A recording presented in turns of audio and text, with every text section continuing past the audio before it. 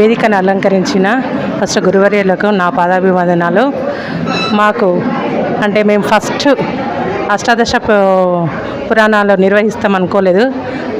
మా ఫస్ట్ నార్ల రజని గారు అక్కడ సుఖస్థల్లో అయ్యగారి ప్రవచనం విన్నారు. చాలా మంచిగా వచ్చింది అనగానే మేము ఇక్కడ నుండి తనకు ఫోన్ చేశాము. సౌందర్యలహరి చెప్పమంటారా, చెప్పిస్తారా అంటే చెప్తామన్నారు. కాకపోతే ఇక్కడ సౌందర్యలహరి వేరే వాళ్ళతో చెప్పించడం జరిగింది.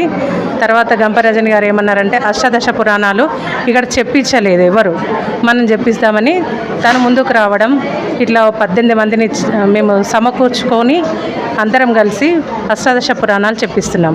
దాంట్లో గురువర్యులు ఒక్కొక్క రోజు అంటే మాకు 18 పురాణాలు 18 రోజులు అంటే మేము ఇక్కడ ఉండి అక్కడ కలియుగాన్ని కానీ త్రేతాయుగాన్ని కానీ ఫస్ట్ కలియుగము, త్రేతాయుగము, ద్వాపరయుగము అన్నీ చూస్తున్నాము మేము.